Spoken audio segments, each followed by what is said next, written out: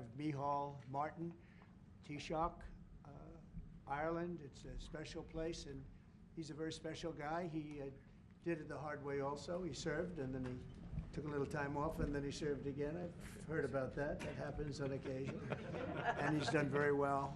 And we knew each other from a long time ago. But it's a great honor to have you in the Oval Office and have you at the White House. We have tremendous business relationships with Ireland, and that will only get stronger. The relationship we have personally and every other way is very, very strong and very, very good. So I just want to welcome you to Washington, D.C. and to our country, and thank you very much. May I thank you, President? It's a great honor for me to be here to celebrate St. Patrick's with you. Right. And I thank you for your hospitality and the warmth of your reception. And I commend you in terms of the work that you're doing, particularly in terms of the pursuit of peace, which we discussed earlier. And I think that's going well. And you really have, in the first sort of 100 days of this government, you've done some extraordinary things very quickly. Thank you. Everybody's watching in that respect. So Thank you. Delighted to be here. It's an honor to be here. Well, it's a great honor to have you, and special people, very special people. I know a lot of Irish, and growing up in New York, I know a couple of your people that used to live in that beautiful Ireland, and now they're here, but they love your country very much. You know, they have a great feeling toward your country. They have, and a lot come back for holidays and they come back. Stuff like that, and checking out their family, ancestry, and things like that. You know. Great, fantastic people. Some go to Doonbeg as well. Yeah. And they go. We love Doonbeg. I love them. I don't know if I'll ever see it again. Maybe I won't, but we would like I to think come I back will. and see it. We'll get there. We're going to get there. It's a beautiful place, wonderful place. Any questions? Mr. President, on tariffs, how far are you please. worried? President Trump, how worried are you about the counter tariffs from the EU, which were announced yesterday? And also, how worried should Ireland be, given the fact that it has a massive trade surplus with the US, over $50 billion? Micheál Martin might be quite nervous about what you're going to tell him today. Well, I don't think he looks nervous to me. And if he was nervous, he wouldn't show it. No, we do have a massive deficit with Ireland, because Ireland was very smart. They took our pharmaceutical companies away from presidents that didn't know what they were doing. And, you know, it's too bad that happened. It's a tremendous job I give. Look, the Irish are smart. Yes, smart people. And you took our pharmaceutical companies and other companies, but, you know, through taxation and proper taxation, they made it very, very good for companies to move over there. And we had presidents and people that were involved in this that had no idea what they were doing, and they lost big segments of our economy. The European Union treats us very badly. They have for years. I saw that. I had it out with them in my first term. It did well, but we had to solve other problems, and we did. But European Union's been very tough, and it's our turn too. You know, we get a turn at that also, but they have not been fair. They sue our companies and win massive amounts of money. They sued Apple, won $17 billion, and they use that for other reasons, I guess, or to run the European Union. So I'm not knocking it. They're doing what they should be doing, perhaps, for the European Union, but it does create ill will. And as you know, we're going to be doing reciprocal tariffs. So whatever they charge us, we're charging them. Nobody can complain about that. Whatever it is, it doesn't even matter what it is. If they charge us 25 or 20% or 10% or 2% or 200%, then that's what we're charging them. And so I don't know why people get upset about that, because there's nothing more fair than that. And we had a problem with Ontario, and they dropped that when I let them know what we were going to be doing. They dropped it immediately, so I'm glad, because electricity, you shouldn't be playing with electricity. It affects people's lives. Actually their life. I mean, it can affect, depending on weather, it can affect their life, so we can't do that. And it doesn't make sense that our country allows electricity to be made in another country and sold into us. Who did that deal for the United States? Okay, I looked at that long ago, and I said that's not something that's very smart. So we've had a lot of bad trade policies, and yet we're doing very well right now. But we're doing well because I won the election. If I didn't win the election, you would have had a very bad period. I think a lot of the stock market going down was because of a really bad 4 years that we had. When you look at inflation and all of the other problems that were, I mean, wars and inflation and so many other problems. But we're going to have very good years. We're going to have, we had, I don't know if you saw a little thing like the cost of eggs, little to you, but big to people out there, down almost 30% in the last few days.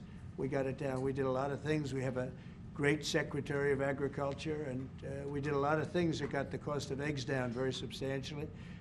And so many other things. A very big thing that I'm very happy with is oil is down to $65 a barrel. And that's faster than I would have anticipated. We put on the gas, we stepped in the gas in order to get oil, and what's happening. So we're getting that down. And when energy comes down, prices are going to be coming down with it. So in a very short period of time, we've done a very good job.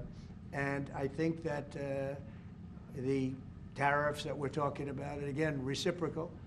I think that the tariffs, there are some cases where they're a little beyond reciprocal because, you know, we've been abused for a long time as a country. We have been abused really for a long time, and we will be abused no longer. Okay. Are you going to retaliate to the EU retaliation? Education, sir, would you describe for us, is this meeting your vision by cutting about half the workforce? And what responsibility do you feel to the civil servants who have now lost their jobs? Many of them worked at the Department of Education during their first term. Sure, I do. I feel very badly, and but many of them don't work at all. Many of them never showed up to work. Many of them never showed up to work, Kelly, and unfortunately, and that's not good. And when we cut, you know, we go, and that's what I had a number of meetings with a lot of people over the last couple of months. When we cut, we want to cut, but we want to cut the people that aren't working or not doing a good job. We're keeping the best people, and Linda McMahon is a real professional, actually a very sophisticated business person, and she cut a large number, but she kept the best people, and we'll see how it all works out. But our country was run very badly. I mean, whether it was that or contracts that were signed that was so bad, so obviously bad, and I go through them in speeches. I could go through them all day long. I could read for billions and hundreds of billions of dollars. And all of that fat and waste and fraud and abuse is being taken out. But it's incredible what's happened. Now, Department of Education's, maybe more so than any other place, has a lot of people that can be cut. They're, number one, not showing up to work. Number two, they're not doing a good job. And if you take a look at our education process, and if you look at the charts, because they have numerous charts where they do the top 40, we're at number 37, 38, 39, and 40. And recently they hit, during Biden's last few days, they hit last. So they were number 40, and yet we're number 1 in cost per pupil. So it's pretty bad. But we have a dream. And you know what the dream is? We're going to move the Department of Education. We're going to move education into the states so that the states, instead of bureaucrats working in Washington, so that the states can run education. And you have Norway, you have Denmark, you have Sweden, you have Finland, you have various countries that do very well. You also have China that does very well in education, which is a pretty big tribute to China, I must say. 1.4 billion, and they're in the top 10, and it's pretty amazing. So we can't blame size anymore. You know, normally you'd blame size. It's too big, how can you do it? But China does it. So we think when you move it back to Iowa and Indiana and all the states that run so well, there's so many, I could name 30, maybe almost 40. Those will be as good as Denmark, those will be as good as Norway, and they'll be as good as any of these. I believe they'll be as good as any. Now then you're going to have 10 that won't be so great. You're going to have 5 that will not be good at all, but we'll work with them and we'll get them to be good. But what we want to do is always school choice, but we're going to do school choice, and we're doing it. But we want education to be moved back where the states run education, where the parents of the children will be running education, where governors that are doing a very good job will be running education, not run. I drive through the city and I see like so many buildings, Department of Education, Department of big buildings, and by the way, they're empty. Nobody shows up to work. So I think Linda did a very good job.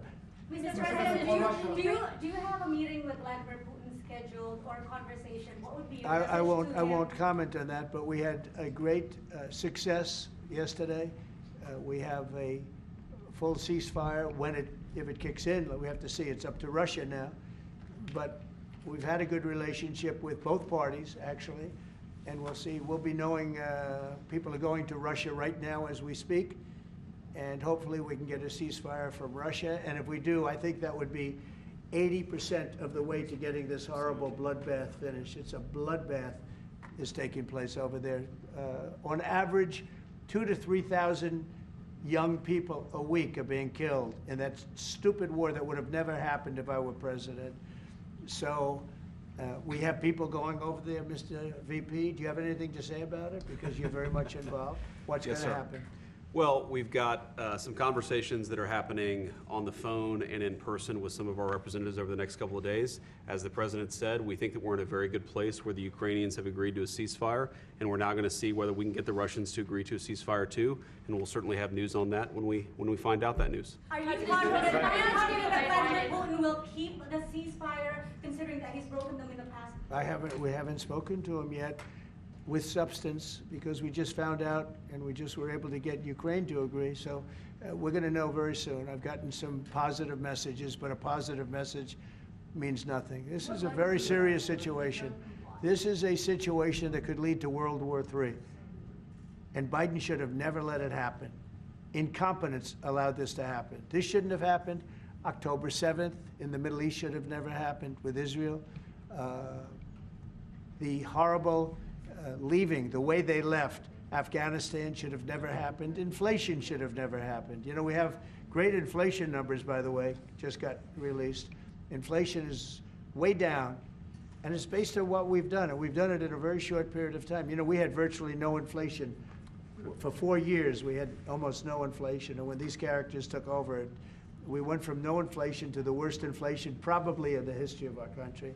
So it's very interesting. Go ahead. Are you going to retaliate against me? And by the way, I have to speak of inflation.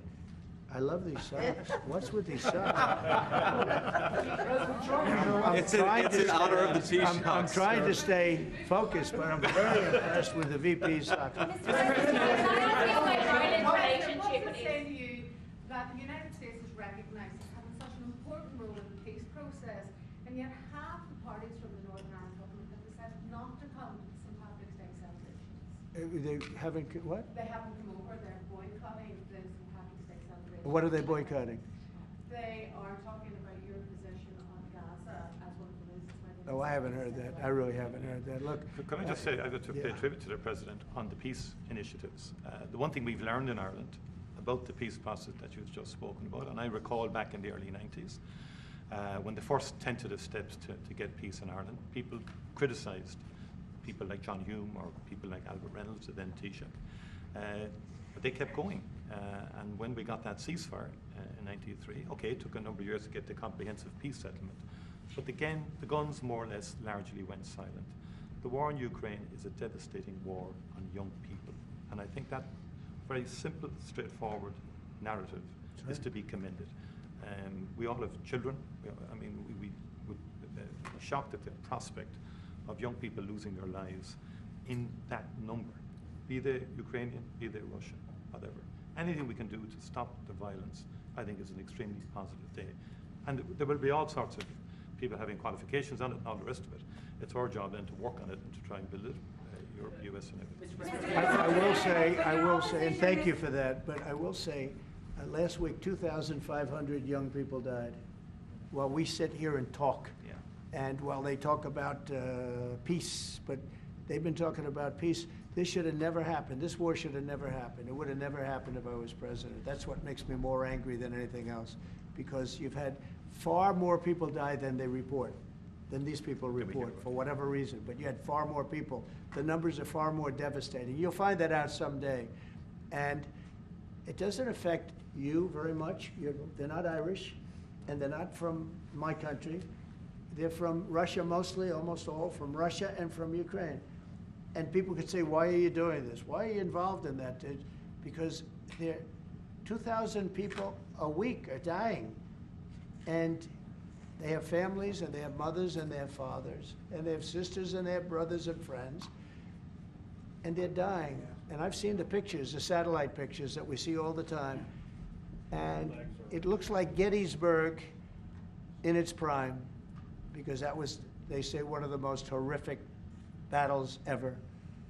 You have kids lying all over these fields that are dead, because the weapons today are unbelievable, between drones and various types of guns. I'm not even talking about beyond that with the big babies. You understand what I mean? I hate to even mention the name, the nuclear name. I hate to mention it. But you have weapons today that are so powerful. And I see kids every week. I see pictures of kids laying all over the field dead. They're dead, beautiful kids. They're dead. And they're not from here and they're not from where you are, but he's working very hard. We're all working hard to get this thing finished. It's crazy over nothing, and it's not going to go anywhere. It's just a terrible situation. And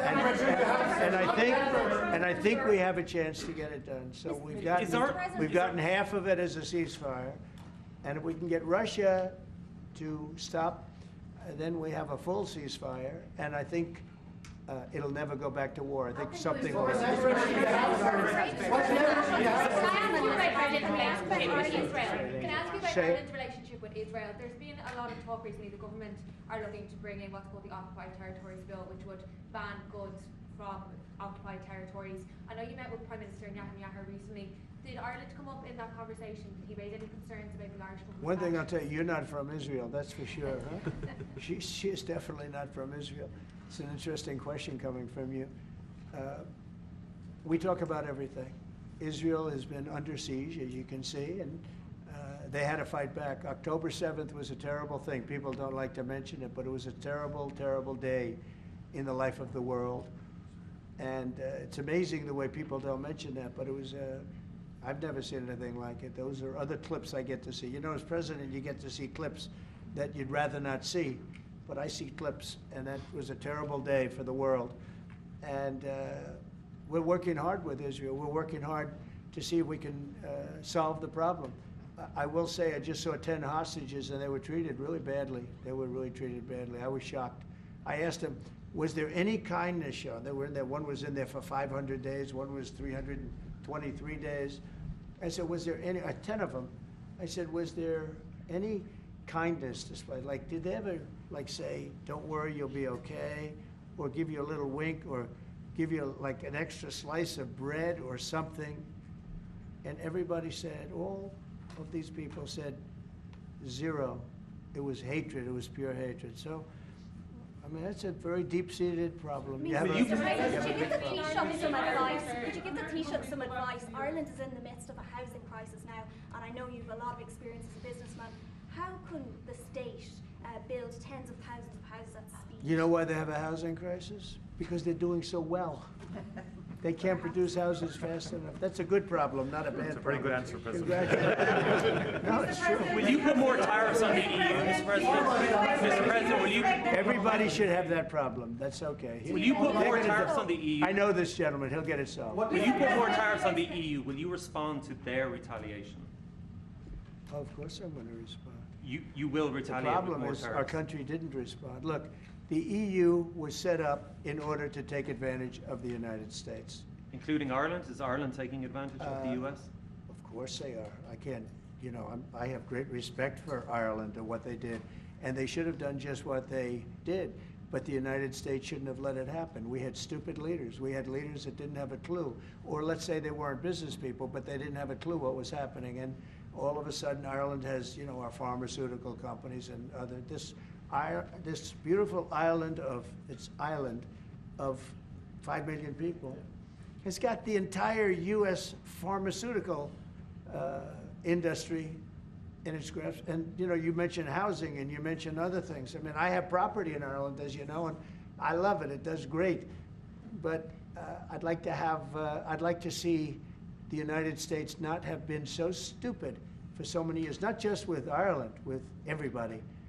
You know, I looked at trade deals. I was telling the group yesterday, I looked at trade deals in term one. It's one of the reasons I decided I had to do this, because somebody had to straighten it out, and I didn't see anybody that was going to.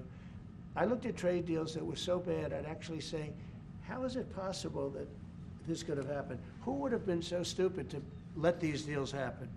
For instance, when the pharmaceutical companies started to go to Ireland, I would have said, that's okay if you want to go to Ireland, I think it's great. But if you want to sell anything into the United States, I'm going to put a 200% tariff on you, so you're never going to be able to sell anything into the United States. You know what they would have done? They would have stayed here. So do you Are you want planning to this lower American corporate taxes to match? He's so lucky that I wasn't. Are you planning to, So sir, lucky. are you planning to lower corporate taxes to match Ireland? Are you Look, planning to lower corporate taxes to match Ireland? to Well, ensure we are business? planning to lower taxes, yeah, if the Democrats behave, but the Democrats have no clue. You saw that the other night during the speech. 2 young women were slaughtered by illegal aliens. 1 young man has very serious cancer, and many other problems. We look at the people up there, they all had difficulty, very serious difficulty. But when we're talking about 2 young girls, beautiful young girls, Lake and Riley, you know the whole story. That evening was a disaster for the Democrats, in my opinion. And I would mention, and I'd see 2 mothers that were inconsolable as they stood, crying. Their daughters have been absolutely just destroyed, killed, viciously killed.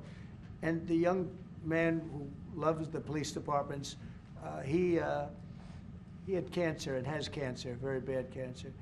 There wasn't from people sitting there, Democrats, there wasn't a hand clap. Nobody stood. They were just stone-faced. These people are sick. There's something wrong with them. There was no standing for anybody. The only thing they liked is when they heard about the death taking place with Ukraine. They were happy about that. They were happy about that. Pocahontas was very happy. She's the one that was slapped. That's why I looked at her. I said, oh, it's Pocahontas. These people are sick. They don't know what's happening in the real world. The Democrats have to get their act together. And if they don't vote, then what you're going to do is you're going to have taxes that are going to go through the roof. You're going to have a very bad time. You're going to have some very bad things happen. And people are going to blame the Democrats. And Schumer is a Palestinian, as far as I'm concerned. He's become a Palestinian. He used to be Jewish. He's not Jewish anymore. He's a Palestinian. Okay. On tariffs, there's been a lot of on and off, some inconsistency. There's no inconsistency, only with NBC, which is one of the worst networks on television, by the way. Let me just tell you the inconsistency. I have the right to adjust. And I was called by the automakers as an example, General Motors, Ford, etc. The big 3, the big 4, and they asked me to do them a favor. Could I delay it for a period of 4 weeks so that they're not driven into a little bit of a disaster for them? They actually love what I'm doing, but they had a problem. And I'm not like a block that just, I won't delay.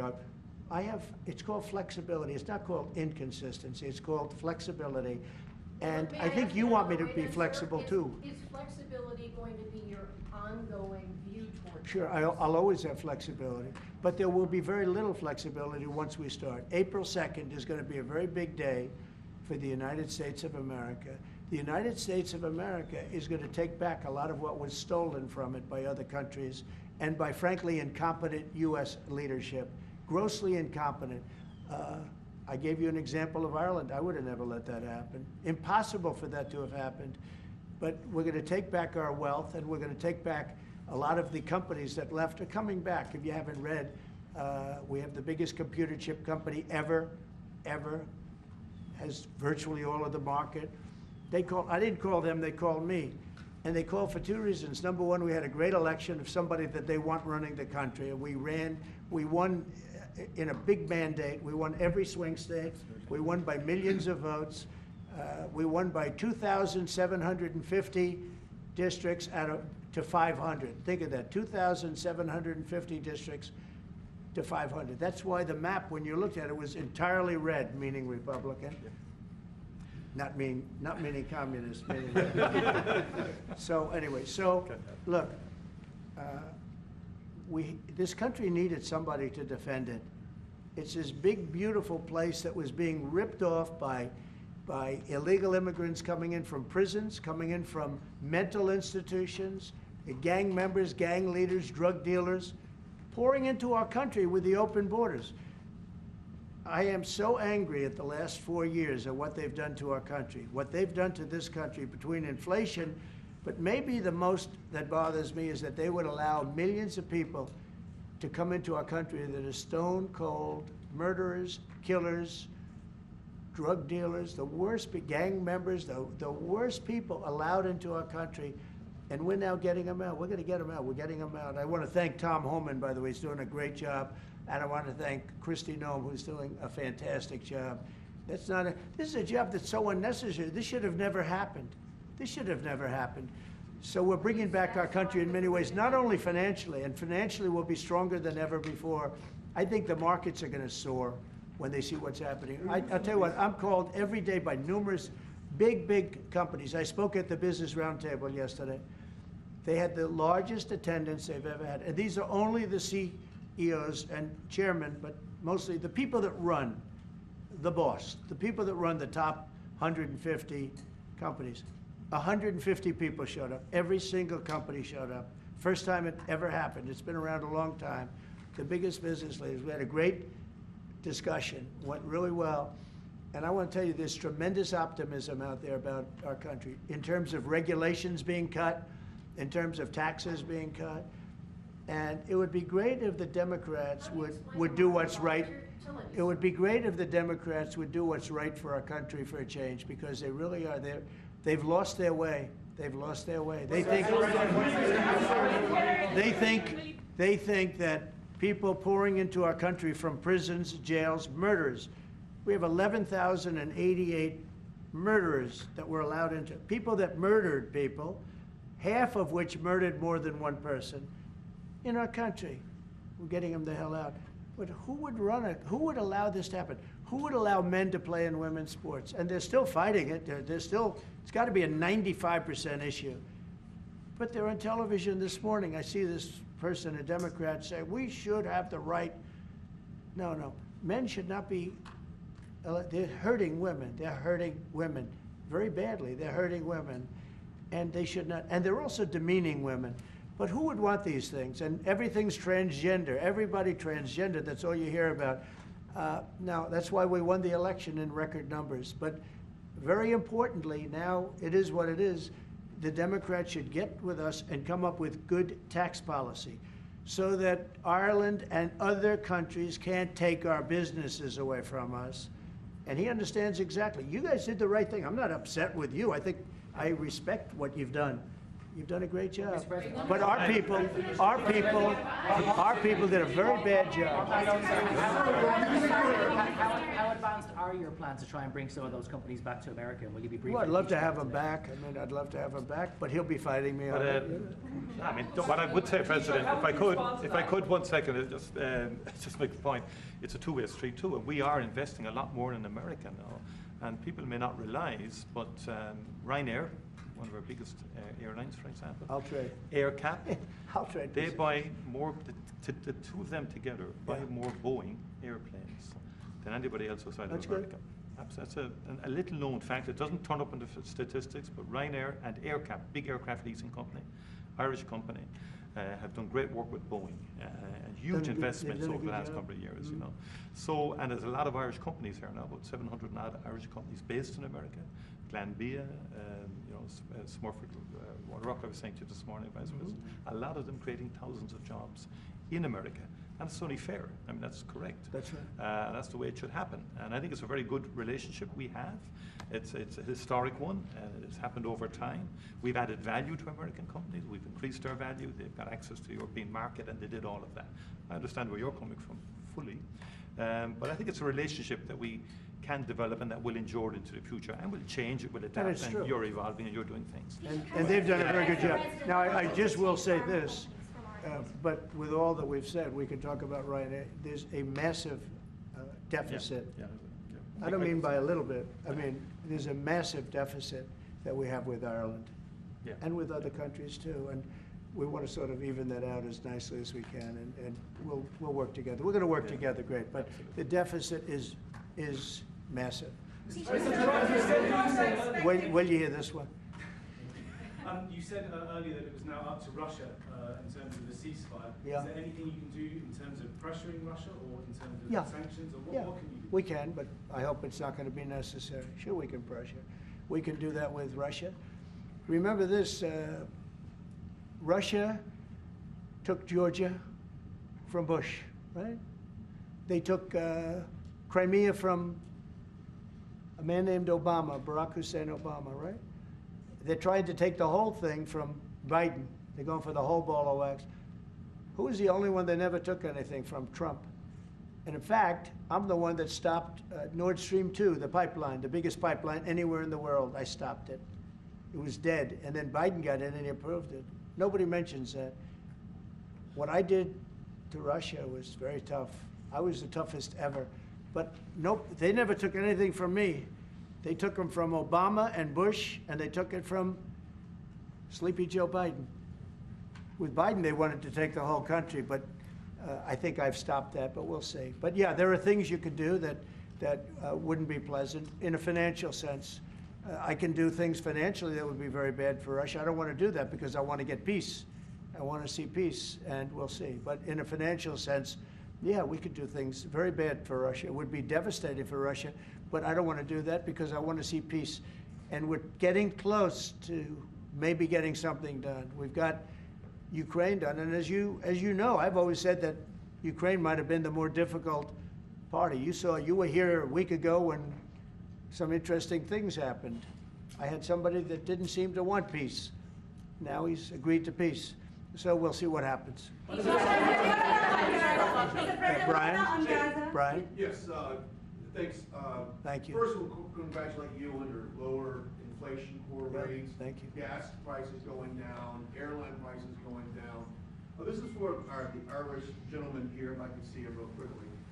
Welcome, United States. You look great. Thank you. Nice suit. That's it. Now you feel good. He knows. What's coming next? Ran on MAGA, Sorry? Make America Great Again. If you could run on MEGA, Make Ireland Great Again, what would your #1 issue be for people in Ireland right now to make your country stronger? And I've got a 2-part question to that as well. Yeah. The #1 issue in Ireland is housing, to be honest, and I think it was correctly pointed out. We've got to build more houses.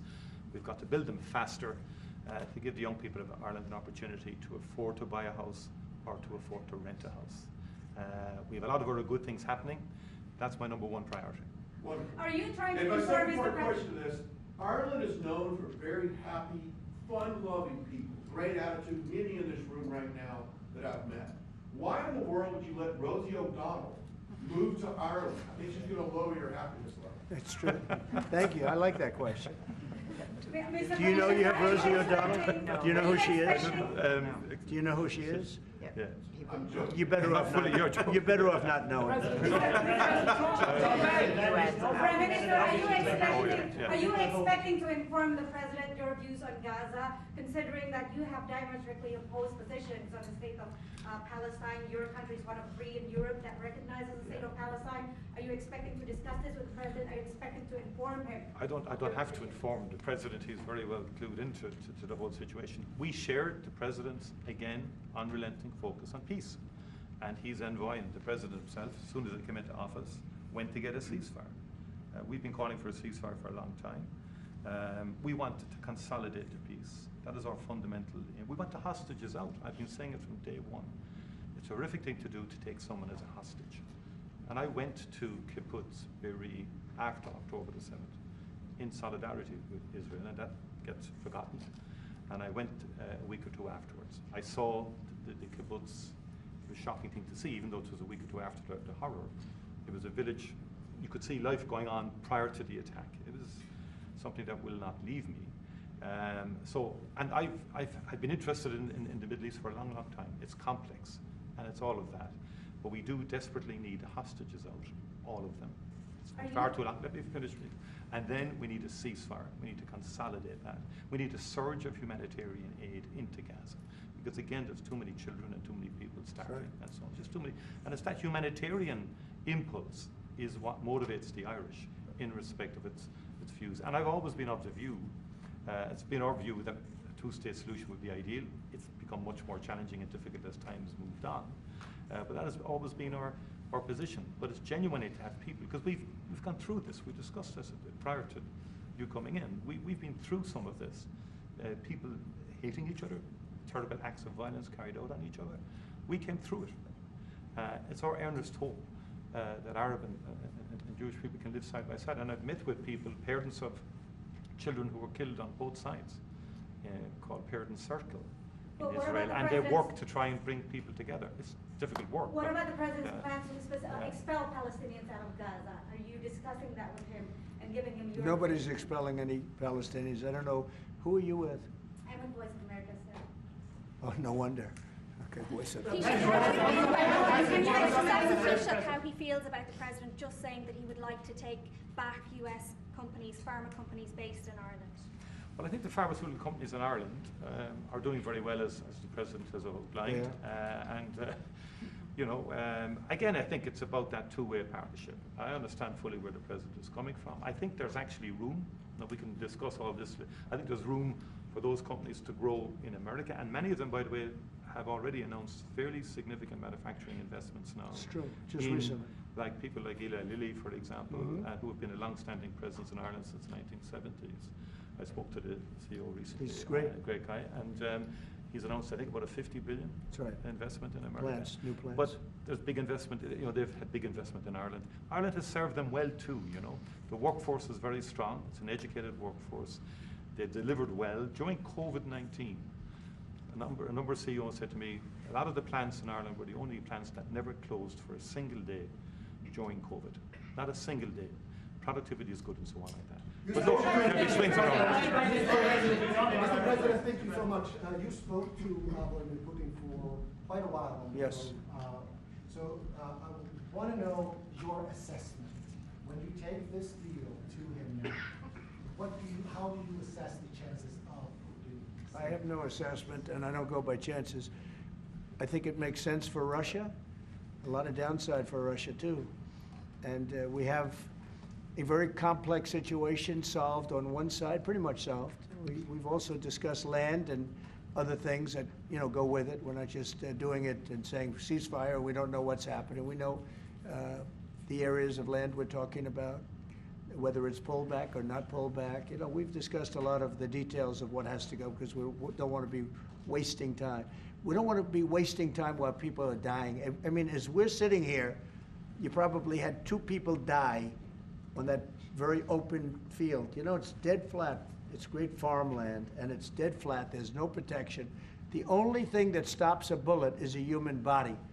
And these are bodies that are young people, and they're stopping a lot of bullets because a lot of bullets are flying across those level fields. Dead flat, no protection whatsoever. It is a disaster. And so I hope he's going to have a ceasefire. You are using the American leverage to get a lot of political issues. Well, I don't want to get into that, but if I had to, I'm the only one that's dealt with them successfully. Everyone else, I went through it.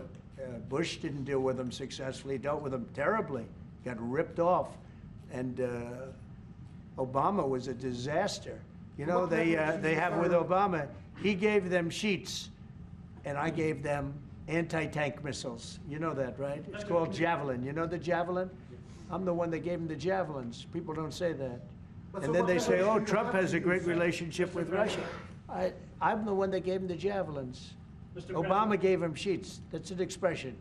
He gave sheets, I gave Javelins. So, Mr. President, how worried should the undocumented Irish be about your administration that you don't round them up and send them home again?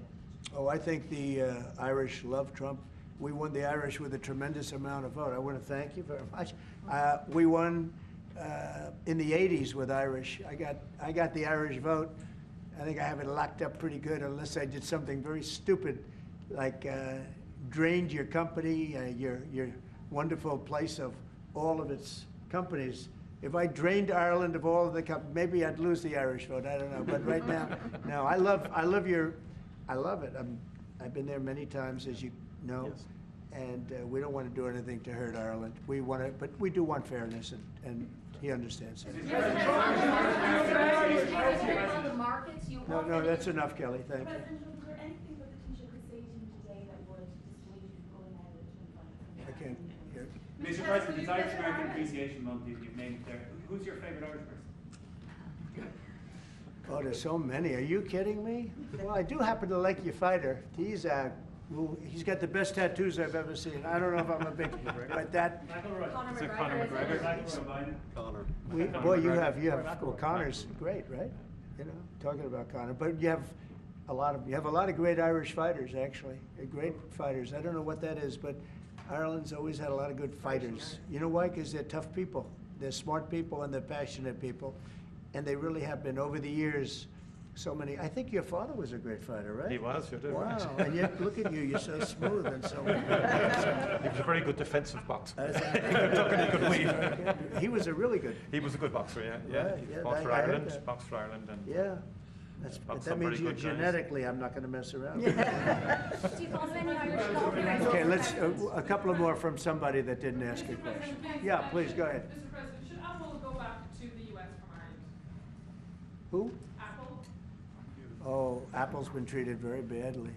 Look, Apple had tremendously bad luck. I thought they had a very good lawsuit, but they lost we fought with them. $16 billion. $16 billion, and they're after a lot of our American companies. See, that's what's unfair. It's a European Union. I'm not blaming you. I'm blaming the European Union.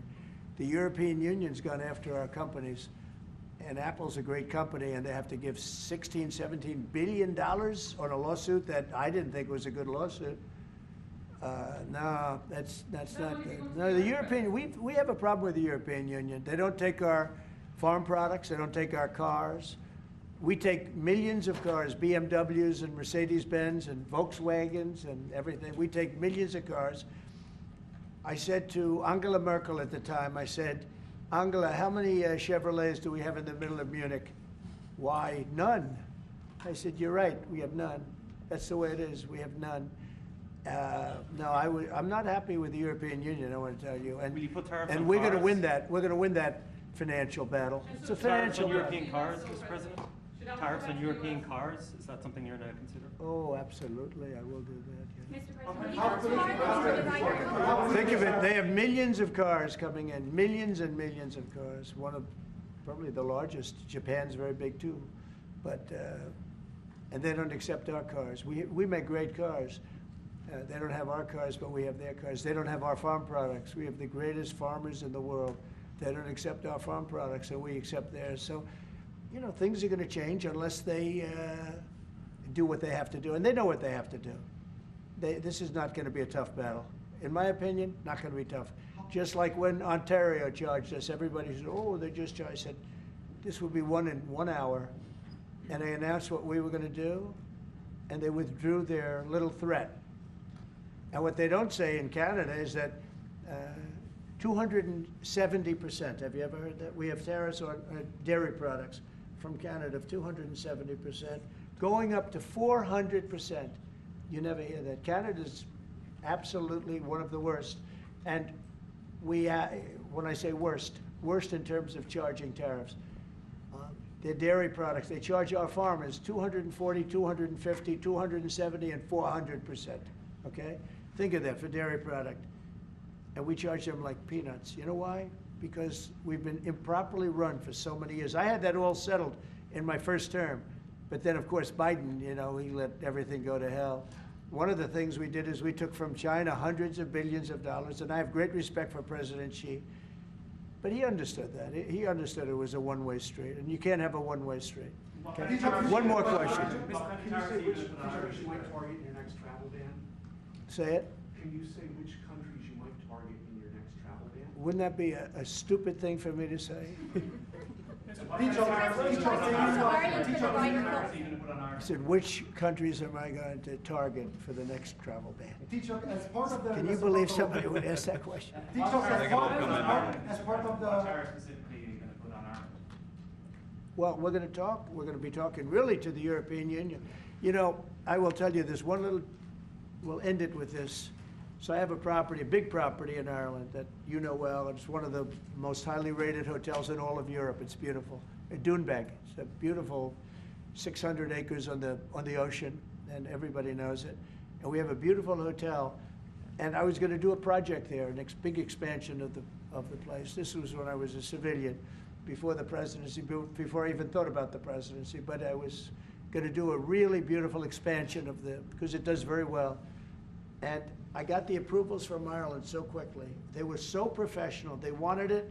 You know, it's economic development, it's jobs, it's construction jobs, a big expansion, beautiful expansion.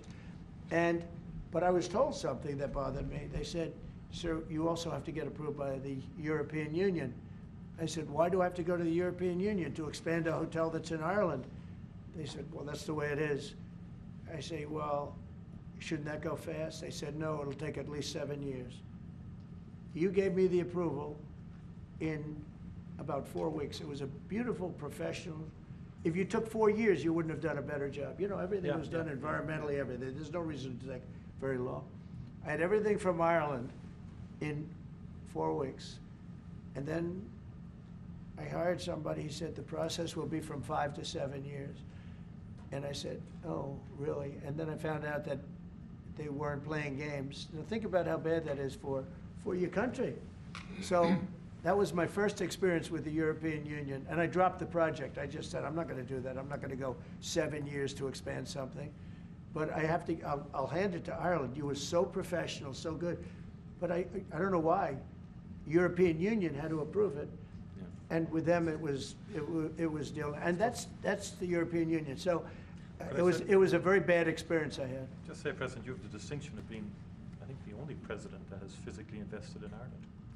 That's through good. your Doonbeg. And it's been a good investment. And I mean, for anybody, you should go there. It's just stunning. I love this. No, I mean, like I say, even if you don't play golf, I mean, beautiful. it is a stunning landscape. Yeah.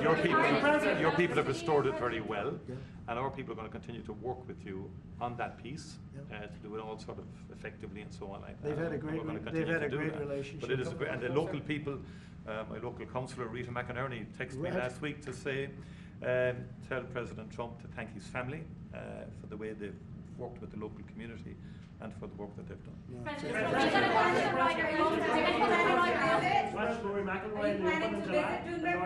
I love Rory. I think Rory's great. He's a great golfer. He just won 2 weeks ago. He's a great guy. I played golf with him 3 weeks ago.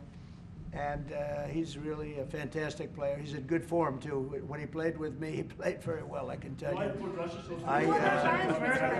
No, Rory certainly is one of the favorites. He's always going to be one of them. He's a very talented guy. He's a very good person, too. Are you planning to visit Doonbeg, Mr. President? I will. I'll get there sometime. I hope soon. In fact, if we meet, we'll meet at Doonbeg. Okay, I would love it. But I hope to be able to get there. Mr. President, does America have a future in NATO? What's that? Does America have a future in NATO?